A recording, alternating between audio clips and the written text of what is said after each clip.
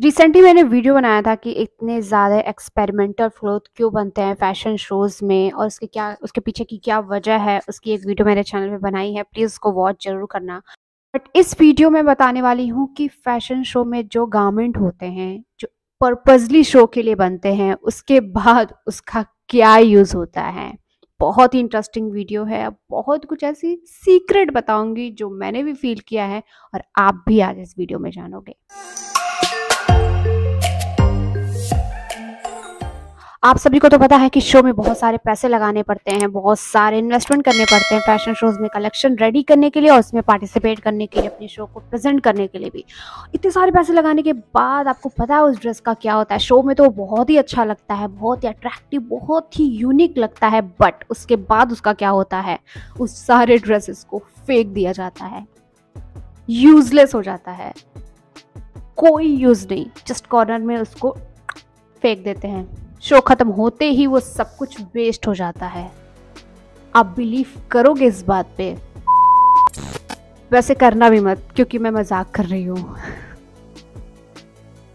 आप लोगों को तो पता होगा कि फैशन शोज जो होते हैं वो कई टाइप के होते हैं। कुछ ऐसे होते हैं जो समर कलेक्शन के लिए होते हैं, कुछ ऐसे होते हैं जो विंटर कलेक्शन के लिए होते हैं और कुछ ऐसे होते हैं जिसको ट्रेड शोज भी कहा जाता है।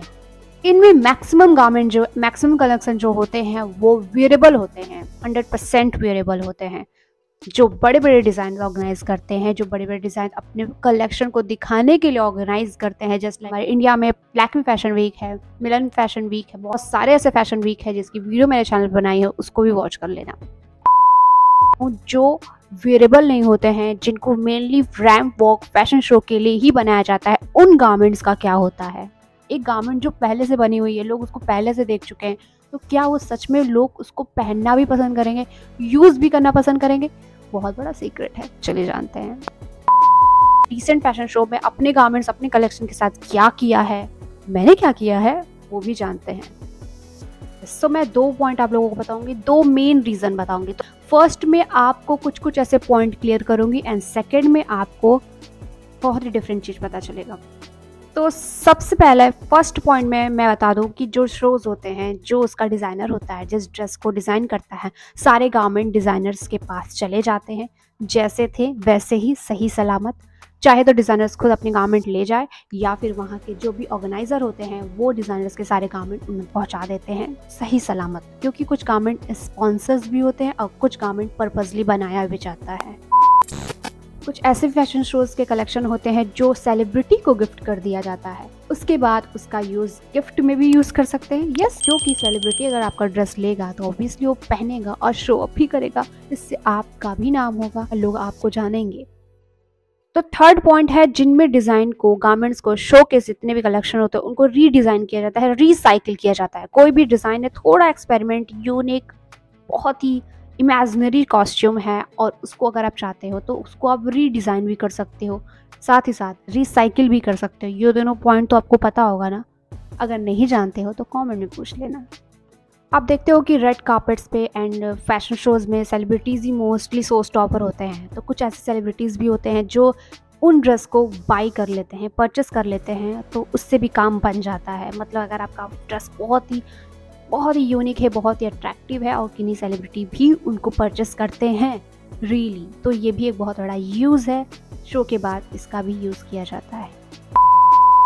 ये सारे टॉपिक तो एवी नॉर्मल थे, लेकिन जो मेन रीज़न है, मैंने बोला ना कि 2 कैटेगरी होगी, 2 पॉइंट होगी, तो फर्स्ट पॉइंट में ये सारे पॉइंट आते हैं एंड जो नेक्स्ट पॉइंट है वो एक्चुअल में वर्थ है और ऐसा मैक्सिमम लोग काम ऐसे ही करते हैं। तो कुछ ऐसे गारमेंट होते हैं, कुछ ऐसे वियर्ड गारमेंट होते हैं, वियर्ड कलेक्शन होते हैं, थोड़े यूनिक होते हैं, थोड़े इमेजिनरी होते हैं, थोड़े से ट्रिकी होते हैं। तो उन सारे कलेक्शन को बनाने का पर्पस तो ऑब्वियसली अपना क्रिएटिव एबिलिटी दिखाने के लिए होता है कि डिज़ाइनर्स कहाँ तक सोच सकता है। तो उसकी वीडियो चैनल पर देख लेना। तो उन टाइप के गारमेंट्स के साथ क्या होता है, उन टाइप के गारमेंट्स के साथ लास्ट में उनको डिस्प्ले के लिए रख दिया जाता है उनके शोरूम में, इनके स्टोर में। अगर किसी को वो चीज़ समझ आ रहा है तो उससे रिलेटेड चीज़ों को रीडिज़ाइन किया जा सकता है, लेकिन मेन जो गारमेंट होता है वो यूज़ में नहीं आता है, मतलब पहनने में तो बिल्कुल भी नहीं आता है। वैसे उनको डिस्प्ले के लिए रख दिया जाता है, उस गारमेंट को डिस्प्ले कर दिया जाता है। मे बी किसी को पसंद आए तो वो पहन भी सकता है अगर उसके अंदर गट्स है तो। शो में जो ड्रेस बनते हैं, कलेक्शन बनते हैं, वो एक तरीके का सैंपल होता है उनके होल कलेक्शन का।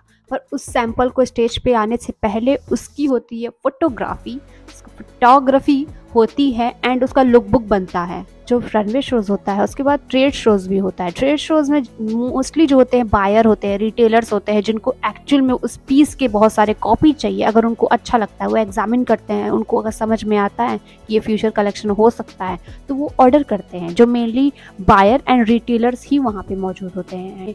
कलेक्शन को और ज़्यादा डेवलप करके उसका बहुत सारा पीस बनाना चाहते हैं, वो पर ऑर्डर पर होता है, वो डिज़ाइनर करता है और रिटेलर्स के भी इसका ये सारा प्रोसेस होता है।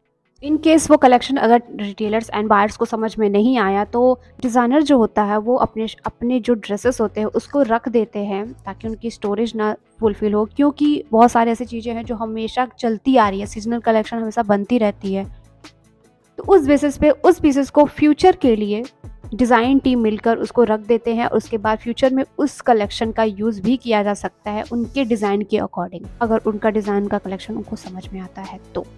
अगर नहीं आता है तो ऑब्वियसली वो रखा रहता है, वो यूज़ में नहीं आता है। जैसे शॉप्स में कई सारे ऐसे चीज़ें आ जाती हैं जो परचेस नहीं होती है, तो वो चीज़ रखा रहता है। तो सेम चीज़ शो के कलेक्शन के साथ भी होता है। कुछ एग्जीबिशंस भी होते हैं शो के दौरान। अगर आपने कलेक्शन अपने रैम पे आपने शो कर लिया है, उसके बाद उसी टाइम में उसी एरिया में एग्जीबिशन भी होती है। सेम कलेक्शन को आप उसी टाइम सेल भी कर सकते हैं। कुछ कलेक्शन सेल हो जाते हैं और कुछ अगर नहीं भी होते हैं तो उनके स्टोर में रहते हैं, जो फ्यूचर में उनको काम आने वाला है।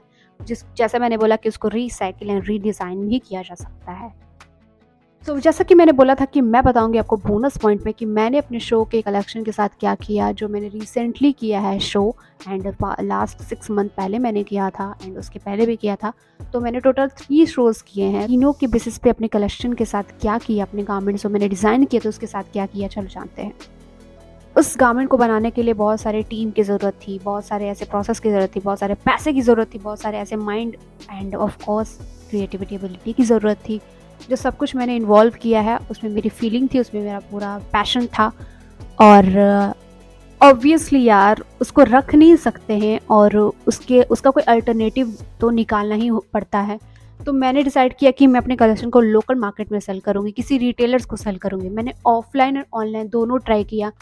मुझे रिज़ल्ट ऑफलाइन मिला तो मैंने अपने कुछ कलेक्शन को रिटेल स्टोर में सेल करने के लिए ट्राई किया। तो कुछ मेरे ऐसे ड्रेसेस थे जो सेल हो गए ईजिली, बट कुछ ऐसे थे जो वेरेबल नहीं थे तो वो सेल नहीं हुए। नो डाउट मैंने जितने भी इन्वेस्टमेंट किए थे तो मैंने उसमें अपना 50% ऐड किया था, जिसमें मेरा थोड़ा प्रॉफिट तो हो जाए।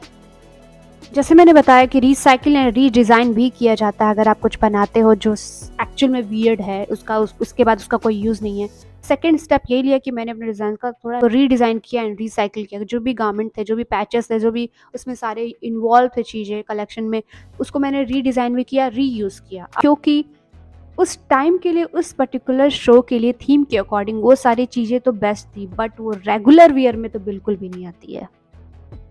वैसे लास्ट टू मंथ मैंने रिसेंटली फैशन शो किया था, तो उस ड्रेसेस के साथ क्या हुआ जिसमें बहुत सारे इन्वेस्टमेंट भी लगे, माइंड भी लगी, टाइम भी लगी और बहुत सारे इमोशंस भी थे। तो मैंने उस कलेक्शन की बात बाद में करूँगी, लेकिन मैं बता दूँ कि उस कंसेप्ट को हम लोगों ने सेल किया। कंसेप्ट का क्या हो सकता है, हम लोगों ने जो भी लुक बुक तैयार किया था, हम लोगों ने जो फोटो शूट कराया था, मेनली उसको सेल करने के लिए ही कराया था और अपने कलेक्शन को दिखाने के लिए ही।